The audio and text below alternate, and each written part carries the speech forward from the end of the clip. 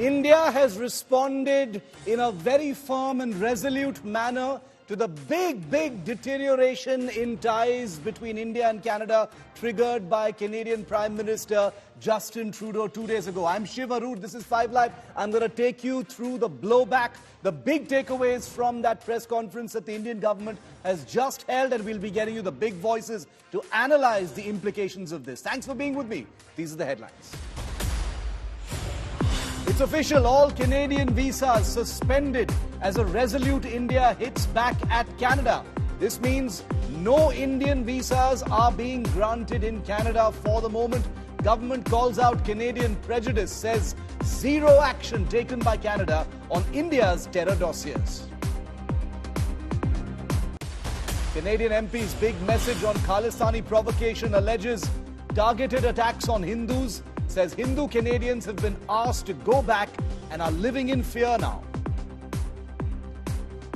Chilling. Gurbakht Singh Panno attacked Hindu Canadians, asking us to leave Canada and go back to India. I've heard from many Hindu Canadians who are fearful after this targeted attack. Chilling details of Khalistani extremist Sukhdul's murder. The gangster was shot 9 times in the head at his Canadian residence. Killers say Sukhdul murdered Goldie's brother. Big deterioration in law and order and criminal violence in Canada. Crackdown on Khalistani terror by National Investigation Agency of India. 10 accused in San Francisco Indian consulate arson attack identified. NIA seeks info on the accused from the public.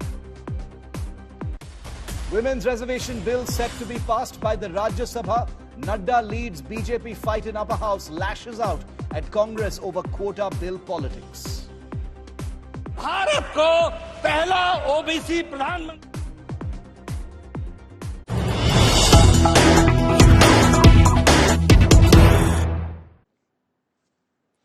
It's official, India has suspended all visas in Canada at this point of time. It's a story first reported by India today, earlier this morning. And now we can confirm that the Indian government has suspended the granting of all visas and is not accepting any applications for the moment at any of its consulates or the High Commission in Canada. The External Affairs Ministry has confirmed India Today's news break to say that Indian diplomats are constantly being threatened in Canada, that the Indian High Commission's work has been disrupted, and therefore visa applications have been halted temporarily until the situation normalizes. People who have visas already obviously can use them, but no fresh applications are currently being accepted. No fresh applications for an Indian visa are currently being accepted in Canada. Very important.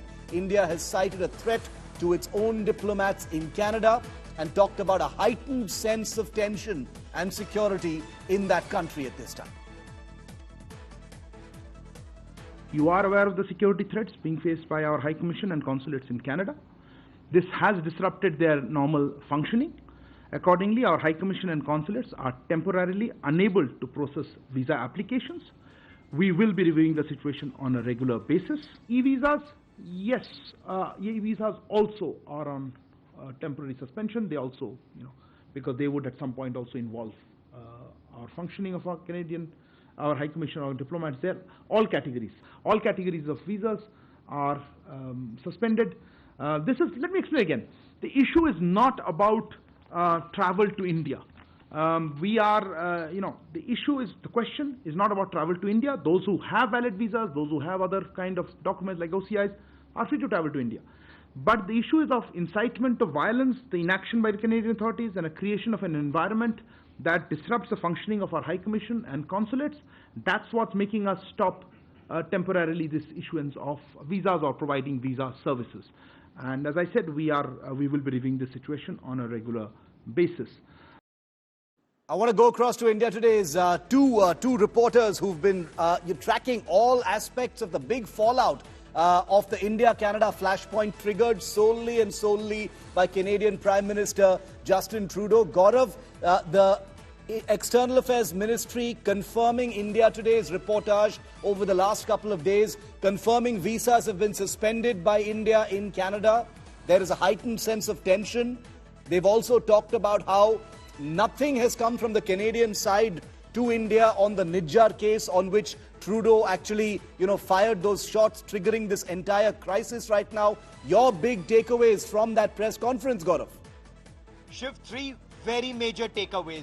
One, scaling down of mission, bringing parity, not just in terms of numbers, but also in rank. And yes, Canada has a much bigger mission in India than India in Canada. So Canada will have to scale down, and apparently that process of scaling down has already started. Two, Canada's inaction, and this has really upset India. India had repeatedly requested Canada to take action against the threats that were coming the way of Indian High Commissioner in Canada and the consulate generals at various places. Their names, their photographs, their phone numbers, their addresses were being put out in public domain. Posters with their names and phone numbers. A target was being painted on their back. And despite repeated requests, the government in Canada was doing nothing. And this was taken up at every level. At the level of the High Commissioner, at the level of the Ministry of External Affairs, at the level of the foreign ministers, and at the level of the summit, Prime Minister of India and the Prime Minister of Canada. And yet security, adequate security as per Vienna Convention, not provided. They're living in that environment of threat. No action taken against the Khalistani elements, and that's a cause for grave concern. So scaling down of the mission is a very major step that India is now insisting on. Two, the Ministry of External Affairs going on record to say no evidence provided, and the allegations are politically motivated. So Justin Trudeau, the Prime Minister of Canada, stands accused of making politically motivated statements for his vote bank politics without sharing any evidence either then, before, or even now after so many days, Shiv. Very, very interesting. And, Abhishek, even though the back channels and the diplomatic machinery, we can expect that they may be trying and dial down these tensions, on the face of it, on the surface of it, India is not, moving 1 inch. In fact, it has escalated things and put the ball right back in Trudeau's court by talking about a heightened sense of tension. And a day after that very, very harsh statement put out by the External Affairs Ministry, this is India basically saying, we've done no wrong, you're the one who's prejudiced, and you need to answer. Shiv, massive escalation as far as a rebuttal from India is concerned, and very strong words calling Canada a safe haven for terror. I think this kind of an expression for any country used by India is unprecedented. Perhaps in the past, India has gone on record to only call Pakistan a safe haven for terror. I don't remember New Delhi using this expression for any other country. So certainly, this is not going to die down because this is a big statement to make. And in fact, the big message with this statement was that Canada should think about its international reputation. So that's the kind of messaging that is coming from New Delhi. And also the fact that Arindam Bagchi, the spokesperson for MEA, said that there are about 20 to 25 terrorists who India has given information about to Canada, not just recently, but over the last few years. But there has been no response, no action. And calling the Canadian response prejudiced is, again, very strong words. And this is definitely an escalation because there has been a visa suspension as well. Again, that's something that's not happened with any other country. It remains to be seen how Canada is going to respond to this. Because remember, it was Justin Trudeau who first fired the first salvo, saying that Indian agencies are involved in that killing. But the rebuttal from India has been extremely strong. Stay with me, Abhishek and Gaurav. I want to take our viewers to the next piece of breaking news that we've gotten for you from that. We're basically breaking down the Indian government's first comprehensive press conference on this issue. So far, only statements have been released. The first press conference has happened. And now the next piece of breaking news, the big takeaway, India drawing that red line for Canada. This is a very resolute India that has, far from backing off, played it on the line and has debunked all calls from Canada as far as the Nijjar issue is concerned. India, in fact, has called Canada, in this many words, a safe haven for terrorists and extremists. India says Canada has not acted on its terror dossiers. It's an incredible irony. Listen to what Arindam Bagchi of the External Affairs Ministry has just said. If there is any country, if you're talking about reputational issues and reputational damage, if there's any country that needs to look at this, I think it is Canada and its growing reputation as a place, as a safe haven for terrorists, for extremists, and for organized crime. And I think that's a country that needs to worry about its international reputation. We have been sharing details of fugitives from justice who have run away, who are seeking safe havens in Canada and elsewhere, to come back to India and face justice and justice, whether it's economic fugitives or it's terrorists. I think that's the way rule of law works. I don't even know what else to tell you how to handle. Easier would be if the host governments, where they're seeking safe havens, take action against such terrorists. वहाँ safe havens दे रहे हैं Canada में, वहाँ पे हम चाहेंगे कि उनके कैनेडियन सरकार safe havens न दे, और जिनके against ऐसे terrorism के charges हैं उनके ऊपर action ले, और वहाँ either उनके ऊपर वहाँ action ले या हमें यहाँ justice face करने के लिए यहाँ भेजे. From our side, very specific evidence about criminal activities by individuals based on Canadian soil has been shared with the Canadian authorities on a regular basis, but not been acted upon. There is a degree of prejudice here, They have made the allegations, they have taken action on them. To us, it seems or it appears that these allegations by the Government of Canada are primarily politically driven. No specific information has been shared by Canada on this case, either then or before or after. We have, as we have said, or I think we've been made very clear, we are willing to look at any specific information. We have conveyed this to the Canadian side, made it clear to them that we are willing to look at any specific information that is provided to us. But so far, we have not received any such specific information. We obviously condemn any threat. But look, overall, I think we should look at the larger issue. The larger issues of terrorism, and not just terrorism, but also the fact that. Gaurav, quickly to you, a quick answer from you on this. The External Affairs Ministry, the Indian government, explicitly describing Canada as a safe haven for terrorists. Is this possibly the first time this has happened? This is big. It indeed is big, but sadly, it's also the truth. And this is the truth that Canada's Prime Minister, Justin Trudeau, must grapple with. Why is Canada becoming a safe haven for terrorists? And this is at a time when you cannot say one man's terrorist is another man's freedom fighter. You could say that when Pakistan, the epicenter of terrorism, Pakistan has seen this, Pakistan has suffered this. But now Canada going Pakistan's way is a cause for grave concern and should be a cause for grave concern for the people of Canada. Look at the kind of extremists that you see in Canada. Look at people like Gurpatwant Singh Pannu, who's issuing threats, open threats to Hindus in Canada. And who is he to tell Hindus in Canada, you leave Canada and go? And if this, Shiv, we've grappled with this, right? In Kashmir, when Hindus were told to leave and when the world turned a blind eye to it, Hindus were massacred in Kashmir. They were forced to leave Kashmir. Do we want the same to happen in Canada? Will Justin Trudeau wake up after that? That's the cause for serious concern. And that is where Canada really needs to act against these elements. We have a very special guest. Gaurav, thanks very much for the moment. Ritesh Malik is president of the Canada-India Foundation that does a great deal of work in India-Canada relations. He joins me live. Ritesh, welcome. Thank you. I wish we were speaking in better circumstances, but clearly there is a very visible deterioration in India-Canada ties. I wanted to start by, because you're joining us just on the back of a very aggressive Indian Foreign Office press conference, which I'm sure you may have gotten the gist of, where the Indian government has confirmed the suspension of any visas in Canada. They've talked about a heightened sense of tension. What are you making of all of this? Opening comment from you, Ritesh. Hi, it's very sad. I mean, what we've seen past 2-3 days, I mean, this is very, very disturbing for us as Indo-Canadian community. and responsible Canadians as well, because what we have seen in last few months, I would say, or how things have unfolded, that's very disturbing for all of us. Like, we came to Canada. I mean, we never, afraid to discuss the issues. A lot of people we felt we had, and we came here thinking that we are going to a country which is, great.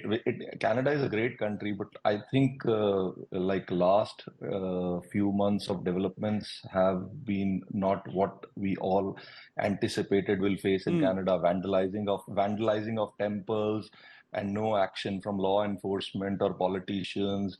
You just said, open threats to Hindus to leave Canada or go to India. I Yeah. mean, these are not the things which, we expected from a country like Canada. Canada and India have had great relationship in the past. I mean, they both have so much in common as democracies, and, organizations like ours, Canada India Foundation, we've played such an important role to bring the two countries together. Like, we all remember those times when, India needed nuclear supplies for their Ritesh, civil I want to come to some specifics because the Indian government is talking about a heightened sense of tension. They've asked the Indian students there to register with the high commissions, consulates, mother.gov.in. So there is a sense of panic among families. You're obviously in touch with people in Canada. What can you tell us about the situation on the ground? Is there a real threat?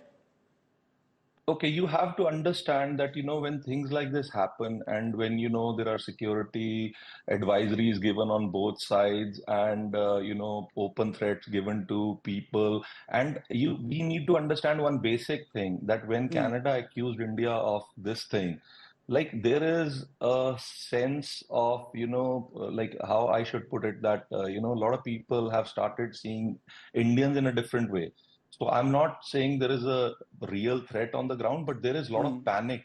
I mean, we all should, there are a lot of students. I mean, Canada gets about plus 200,000 students, and students are, like, inexperienced, and, they always are worried about so many things. So this Yeah. has added to their anxiety. I Yeah. mean, this has added to their anxiety, and we as foundation have been getting a lot of calls from students, their parents in India, that, even business travelers wanting to come to Canada, that is it safe to come, we should come or not come. So these things are, of course, on the ground. I'm not saying there is real threat, but there is a lot of anxiety and panic amongst people, amongst Yeah. community. No, because Ritesh, at this point of time, as the crossfire appears to escalate between both countries, the perception from India, and you are aware of this, is that the Trudeau government has done simply nothing against very, very open and dangerous calls for violence. Many of these Khalistani groups have published pictures, location details, phone numbers, addresses perhaps of Indian diplomats. You've got, another terror group openly threatening Indian Hindus over there, telling them to leave and go back to India. And yet all of this is being, described by Trudeau himself and his government as freedom of speech and not violative of any particular Canadian laws. There's a great trust deficit that is building in India's mind as far as Canada is concerned. And I'm not talking about the government, I'm talking about the people. I'm not saying who is right or who is wrong, but I'll give you a small example. Yes. Like, whatever incidents happened in BC, after that, we all saw, Indian diplomats, their posters all over the place, and they being targeted. I think what Canada should have done is they should have reined these people in rather than providing security to Indian diplomats. So giving that message and providing security to Indian diplomats, give the message that, okay, even federal government cannot do anything about this. Like, I mean, the freedom of expression is a long debate been going on in Canada for long.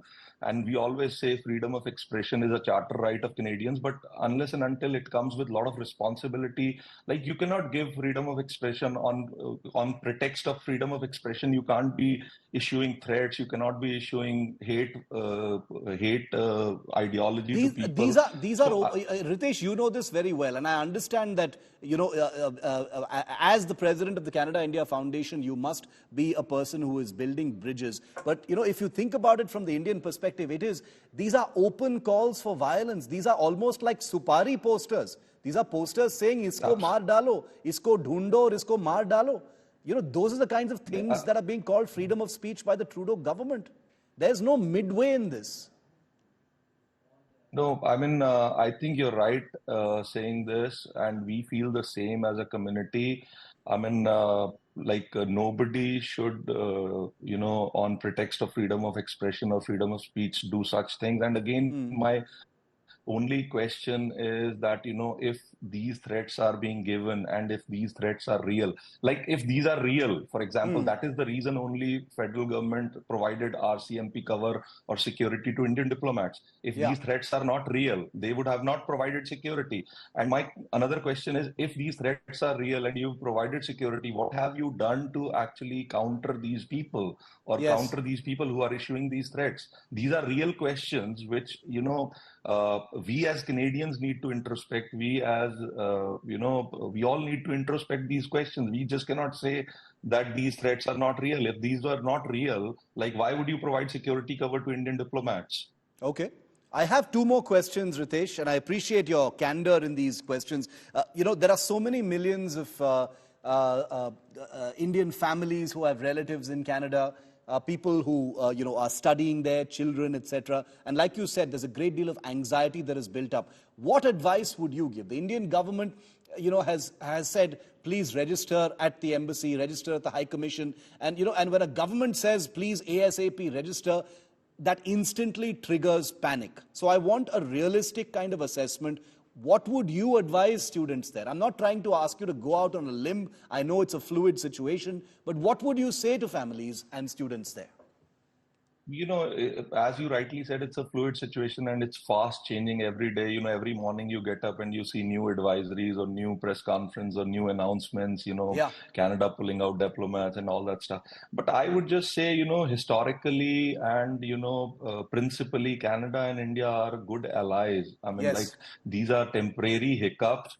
And I would say sanity will prevail in the end, and both sides will sit down and talk to each other and resolve all the issues. But, the crux of the matter is that any civilized society, any progressive country like Canada needs to weigh in and introspect and see what is good for their society, our society. I mean, we are more concerned about what is future of our children here. I mean, we don't want to be living amidst people, who threaten people, who bully people, who openly issue threats against, peace-loving people.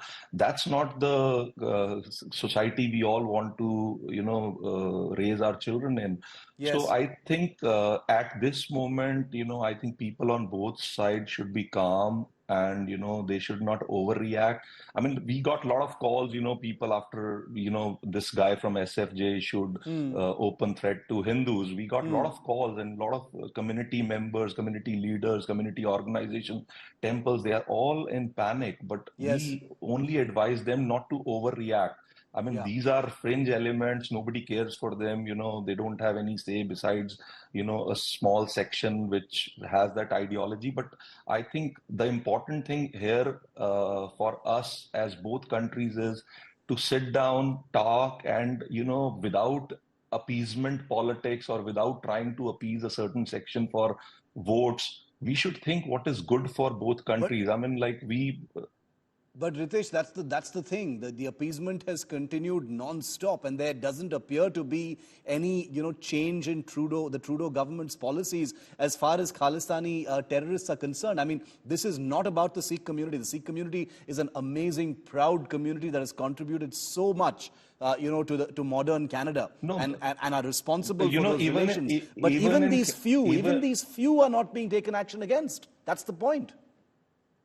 Because, the problem is Sikhs are great people, and there are plenty of Sikhs in Canada all over the place in our circle who have immensely contributed in Canada, and they are very, very loyal to India. They don't even talk about Khalistan. They don't even know what is this issue. But the thing is that these small elements are very vocal. And we guys have not been very vocal in terms of what is right. So I think what needs to change is all pro-Canada India people need to come on a common platform and hold these leaders or politicians accountable for what they are doing. That has not happened in Canada. That is the reason, they think they need to appease them, they need to please them. Okay, we leave it there for the moment. I think this is, like I said, a fluid situation. It requires a degree of calmness, but at least so far Yes. that calmness is not coming from either of the governments. So hopefully the people will stay calm. The threat is still out there. We are not going to exaggerate the threat, but just for a moment to our viewers, I'd like to say, imagine if you're the parent of a student studying in Canada, or you have relatives in Canada, or you need to go there for, some kind of family function. Imagine how uncertain everything is, thanks to the words of one man. And remember, and Ritesh, if you have time, I'll take one final question from you. Sure. The place where all of this started was Justin Trudeau linking India to the killing of Hardeep Singh Nijjar. India today says, we've not even received one iota of information from Canada. They've completely exposed Trudeau. I know, but I'm no one to comment on what happened I between understand. government to government. All I can say is that, and I would urge people on both sides that, it's people to people relationship when it comes to, countries. So I think Canada and India have great future together, great potential together. And we just both countries need to handle whatever are the hiccups for the benefit of people on both sides. That's all I can say. I mean, as I was saying before, I also, understand. Canada in the past has contributed immensely with nuclear program and whatnot. And similarly, Indians and India have contributed a lot to Canadian fabric today. So that is all we Yes. need to remember and work out on these We differences most, and work out yes, we most and definitely. work. I completely agree with you, Ritesh, and I appreciate that sentiment, because even here in India today, we believe that dialing down tensions needs to be the need of the hour. But this is also a country clearly that has demonstrated it, does not take these provocations lying down. It will defend itself. It will not take kindly to allegations of this kind, and it will respond in the way that it has, because Khalistani terror Absolutely, is not a absolutely. joke. It's a diplomatic issue that needs to Yeah. be taken care of. Goes beyond just paperwork and relations between the two countries. This is about the safety of Indians, and let's not forget how many Canadians have been killed by Khalistani terrorists over the many years. Ritesh Malik, always a pleasure. Thank you very much. Learned a lot about Thank you. India-Canada relations, and hoping for the best. Stay safe. Thanks very much for being with us here in India today.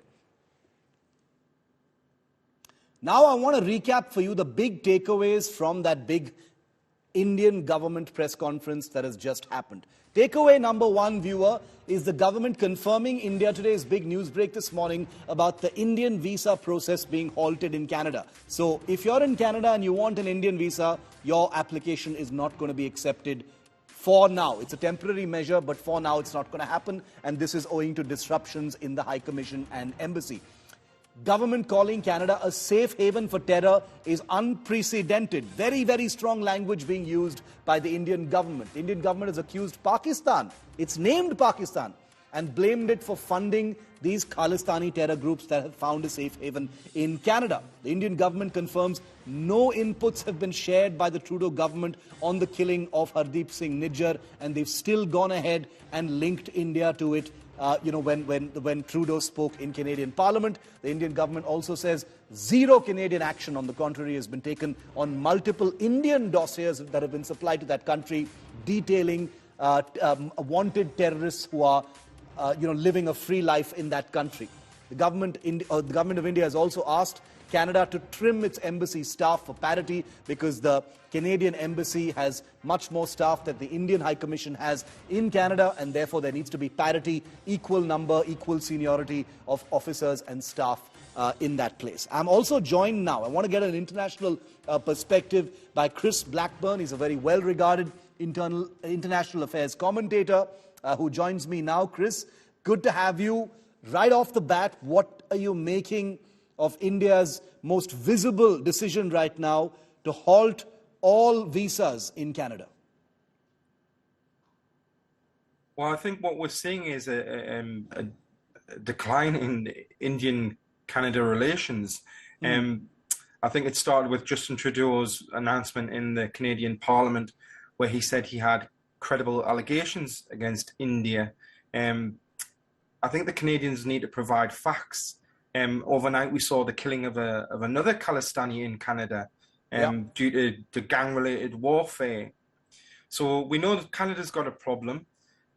How India is now responding to that problem, and effectively, I think that these visa announcements show that India and Hindus in Canada are really concerned about their security. So I think we will be starting to see tit for tat diplomatic exchanges between the two nations. But I've studied the issue for the last 20 years, and Canada drags its feet on horrendous things that happen in the Indian subcontinent. It's not just Khalistanis. We've seen in Bangladesh, the killers of Bangabandhu, the founder of Bangladesh, are still in Canada, and the Canadians have refused to do anything about it.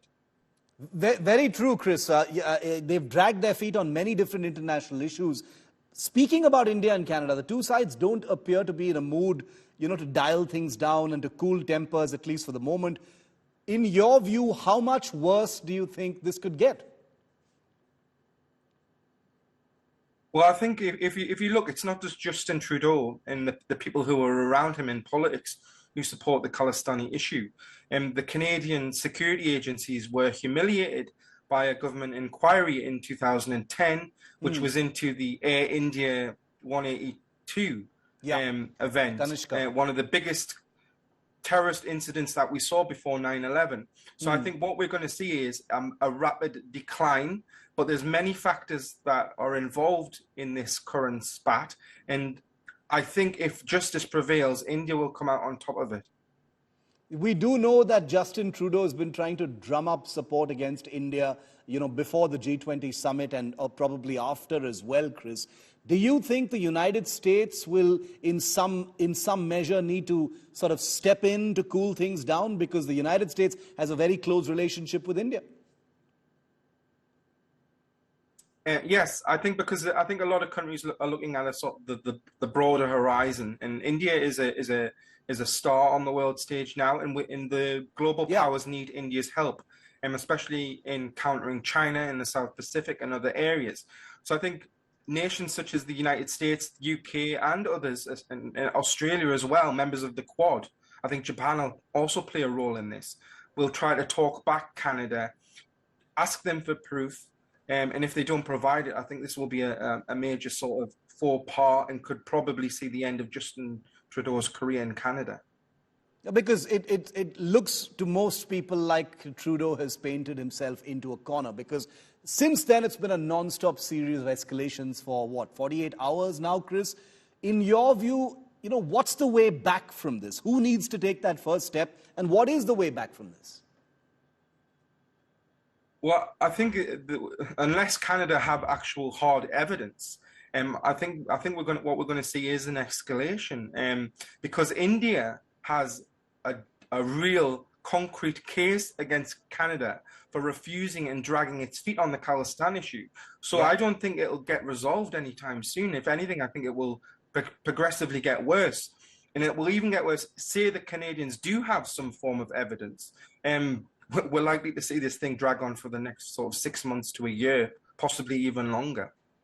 Final question, Chris, is the sense of disbelief and a total breakdown of trust in the common Indian mind, looking at how Canada has simply refused over the years to take any action against Khalistani elements, including those who now, call for the murder of Indian officials. Indian diplomats want Indians to leave Canada. In your view, why is Canada not taking action? Is there a reason beyond the obvious political vote bank reasons? Well, I think, as I've said, I think there are multiple factors at work here. I think Justin Trudeau is playing a vote bank politics. We know that some of his close sort of friends and allies and ministers support Khalistan in Canada. So that he's in a difficult position. But then we've also got the Canadian security services. The whole Khalistan issue for the last sort of 30 years plus has been an embarrassment for the Canadian security agencies. So I would hope that Canada changes its position, is more proactive on the Khalistan issue. But with Justin Trudeau in power, we've seen that he's willing to dig in his feet. He's willing to drag this thing out. So I think there won't be any real changes soon, especially on the political front, as his numbers are beginning to sort of tank in the polls. I think Justin Trudeau has made the decision and calculated that this can be a win issue for him. So I think it's going to be very difficult moving forward. We'll have to see where it goes. It's a fluid, unfolding situation. Are things going to be dialed down? Are things going to escalate even further? The only thing we can do is wait and watch and prepare our viewers for whatever uncertainty lies ahead. Chris Blackburn, always a pleasure. Thanks so much for your time here on India Today. We've got some breaking news coming in now.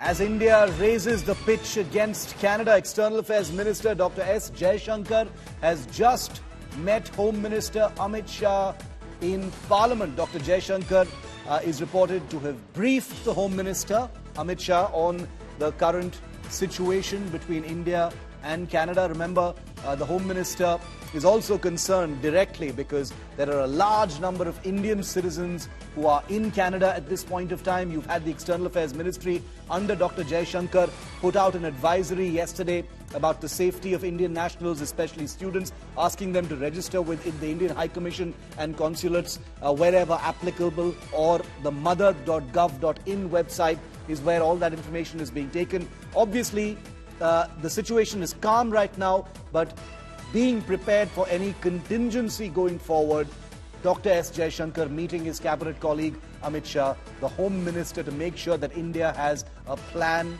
no matter what situation presents itself.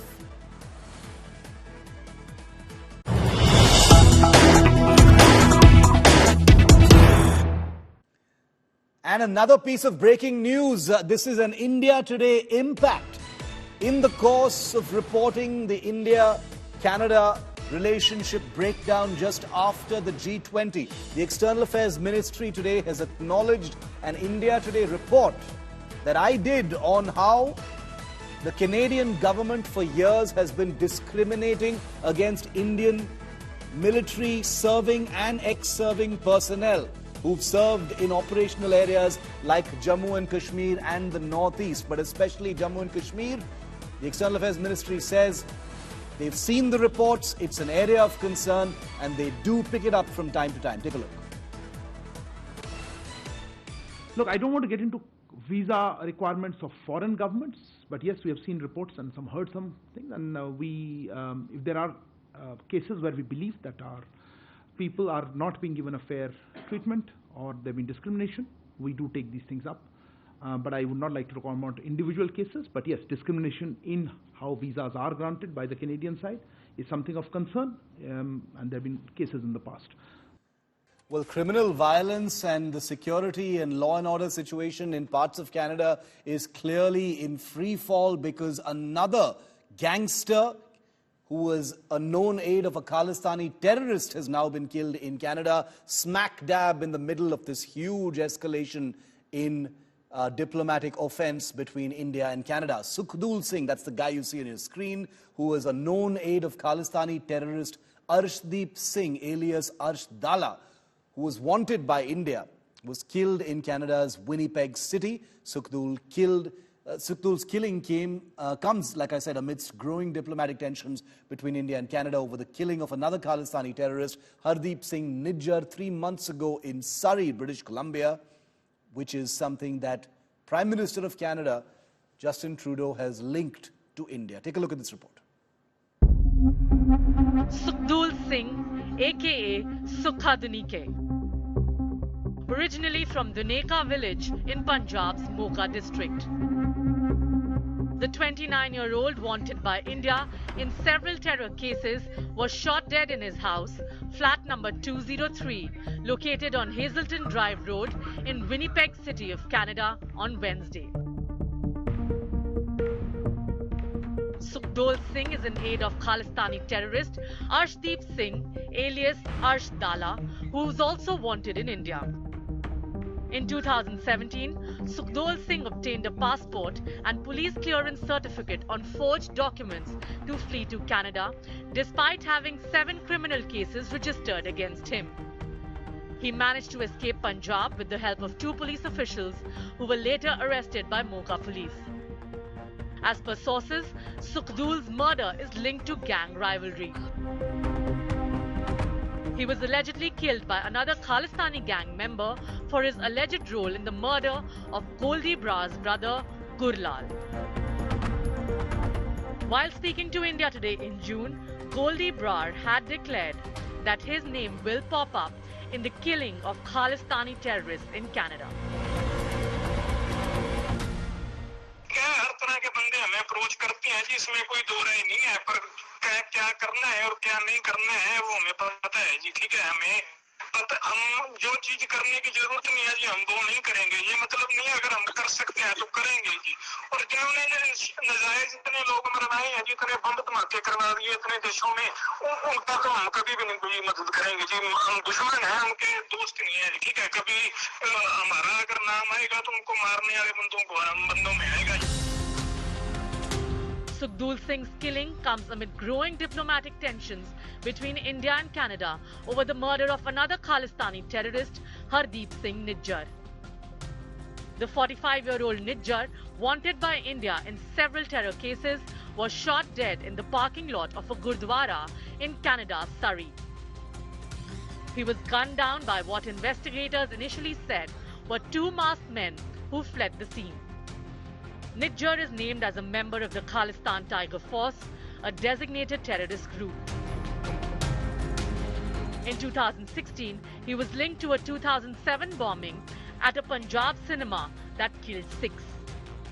Nijjar claimed to have moved to Canada in 1997, working as a plumber at a local Gurdwara. India has categorically rejected Canadian allegations of involvement in Nijjar's murder as absurd and politically motivated, saying that Canada had long provided shelter to Khalistani terrorists and extremists. Experts, however, believe non-state actors like Nijjar, crafted by Pakistan's rogue ISI, have been caught in their own web. It is the policy of Pakistan's ISI to eliminate, to send terrorists to different countries. They eliminate their own people. And these people who have been killed, either in Pakistan or Canada, they had become liability for Pakistan, whether it is Hafiz Saeed or Sayyid Salahuddin. From Canada to Pakistan, the violent deaths of Khalistani elements could very well be the handiwork of the ISI that once nurtured them. If there is any person who is working for any agency, if he is unable to deliver, then he has to be sold out or killed. That is what Pakistan ISI is doing, because Pakistan had been spending a lot of money on terrorists and terrorist activities in India and elsewhere, but lately Pakistan is in a big problem, economic problem. Pakistan cannot afford them, so it is Pakistan who is killing them, or Pakistan ISI who is killing them, or in some cases there is inter-gang rivalry. When will the Trudeau government act against the increasing lawlessness by Khalistani-linked gangsters who are posing a threat to Indian-Canadian community? Bureau Report, India Today.